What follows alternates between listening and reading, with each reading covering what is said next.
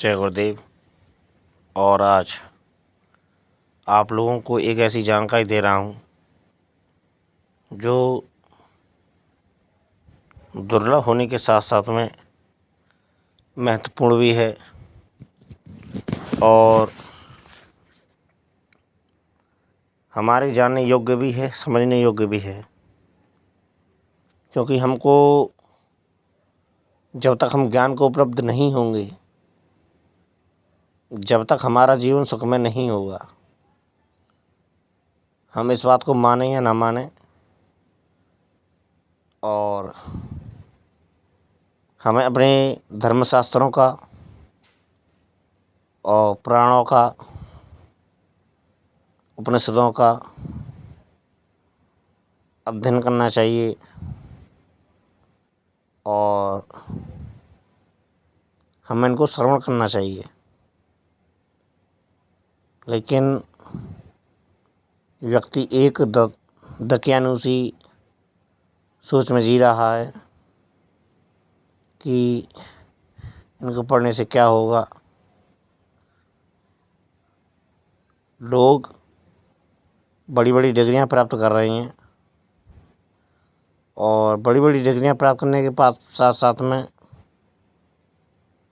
कुछ अच्छा भी कर रहे हैं कुछ लोग, लेकिन कुछ लोग टाइम पास भी कर रहे हैं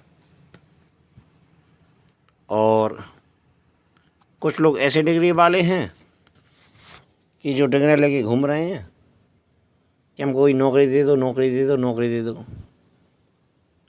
लाखों रुपया डिग्रियों में बहाया है, उससे क्या हासिल हुआ है उन लोगों को ये तो वही लोग जानते हैं।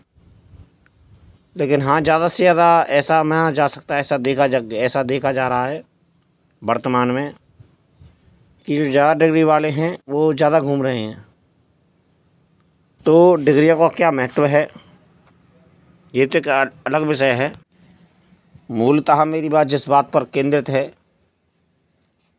वो हमारे धर्मशास्त्रों पर है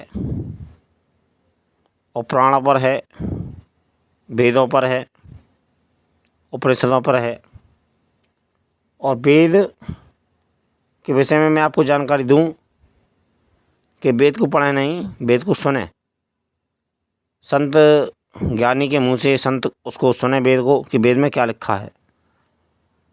क्योंकि वेद में जो लिखा हुआ है वो हमारी समझ में नहीं आएगा, क्योंकि वो जो इतने गुह्य शब्द हैं, इतने गुह्यतर हैं और इतने गुम हैं कि हमारी समझ से परे हैं वो शब्द। एक ही श्लोक में दूसरा श्लोक उसी के साथ का वही श्लोक है, उसमें कुछ कॉमा बिंदु का अंतर है, केवल कॉमा बिंदु का।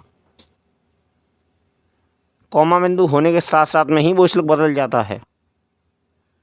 पूर्ण संस्कृत हम जानकार नहीं हैं, मैं स्वयं जानकार नहीं हूँ, और उस भाषा का, वेद की जो भाषा है, जो 4 वेद हैं और 4 वेद होने के साथ साथ में एक ही श्लोक को अलग अलग तरीके से कहा गया है, तो हम उसकी ना तो परिभाषा कर सकते हैं और ना ही उसकी भाष्य कर सकते हैं।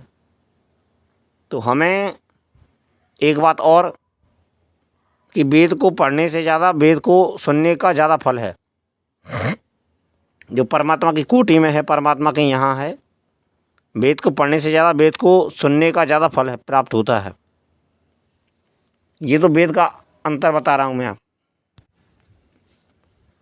पुराणों में पूरा संसार छुपा हुआ है, पूरा संसार पुराणों में। कहने का अर्थ ये है कि पुराणों में ऐसी ऐसी जानकारियाँ छुपी हुई हैं कि हमारा आधा जो भ्रम है, जो हमारी बुद्धि मस्तिष्क जो भ्रम में रहती है और जो हम शंका से दूषित रहते हैं, शंका से पोषित रहते हैं, शंकाशित रहते हैं और 24 घंटे हम दुख व्यतीत करते हैं, हम दुख भोगते हैं, दुख व्यतीत करते हैं और दुख महसूस करते हैं, ये हमारे अज्ञान का ही कारण है। मन एक हमारी ऐसी चीज़ है, इंद्रिय है, और इंद्रियों का राजा मन कहा जाता है, और मन पे शासन होता है बुद्धि का।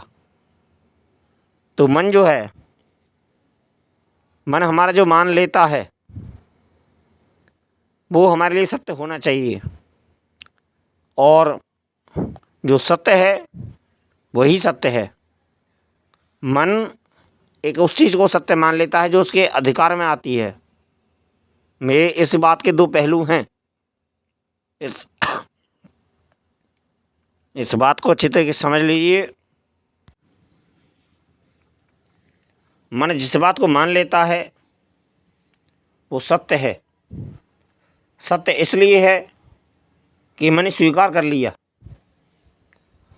और सत्य एक अलग सत्य होता है जो सबके लिए एक समान होता है, वो परम सत्य होता है। तो कहने का अर्थ मेरा केवल इतना है कि प्राण, हमें ज्ञान की भूख है, हमारे अंदर एक ज्ञान की भूख है। हर मनुष्य के अंदर एक पाई जाती है जो आध्यात्मिक व्यक्ति है।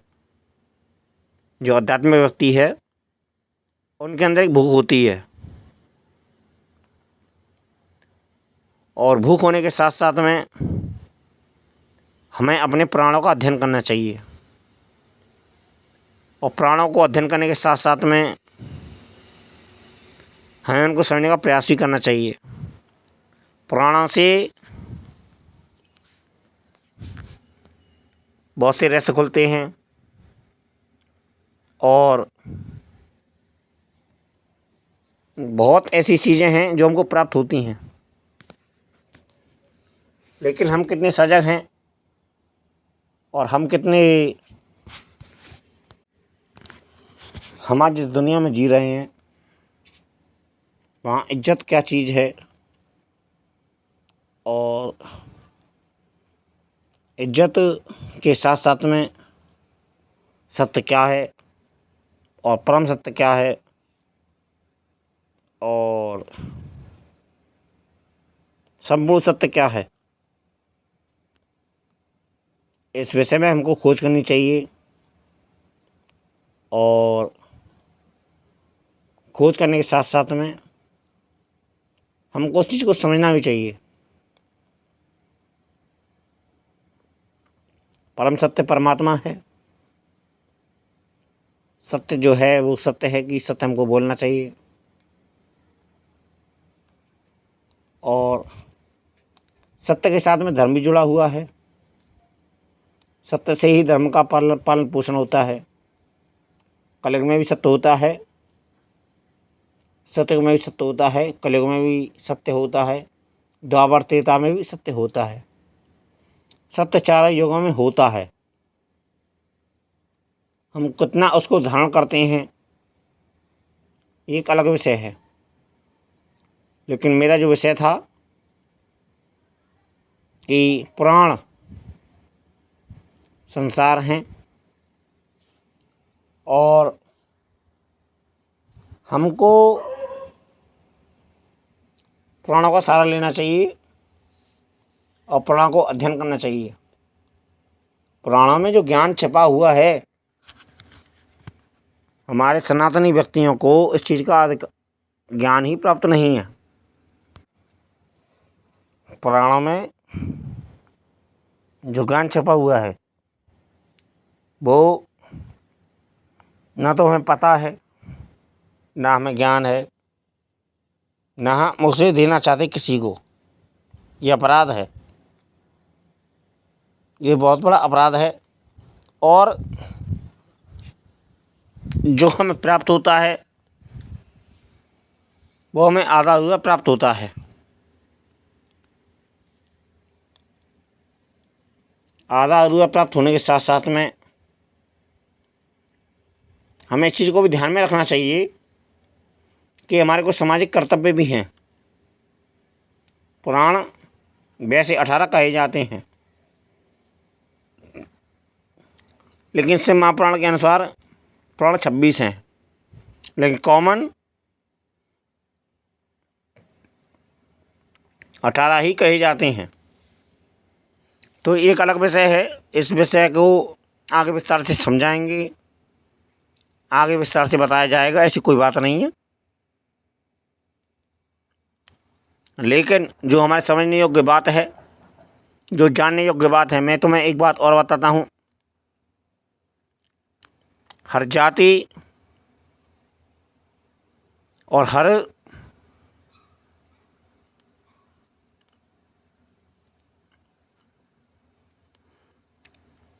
मेरे कहने का अर्थ ये है कि परमात्मा पे सभी का अधिकार होता है। महादेव जो देवों के देव हैं, महादेव हैं, महादेव पे सभी का अधिकार प्राप्त है, सभी जातियों का, सभी वर्णों का। जातियाँ तो आज आई हैं, वर्ण हैं ये हमारे, जो हमारे बीच में दौड़ रहे हैं, यहाँ पर जो हमारे बीच में चल रहे हैं, ये वर्ण हैं। जातियों के रूप में आज के दौर में ये सम्मिलित हो जाते हैं।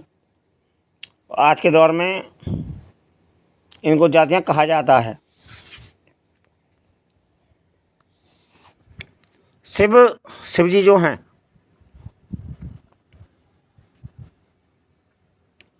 हमारी सभी कामनाओं को पूर्ण करने वाले हैं, सभी वरदानों को देने वाले हैं, सभी अस्त्र शस्त्रों को देने वाले हैं। टोटल कामना जितनी संसार में होती हैं, शिव जी जो हमें वरदान दे सकते हैं, वो कोई देवी देवता वरदान नहीं दे सकता है। जय गुरुदेव, जय महाकाल।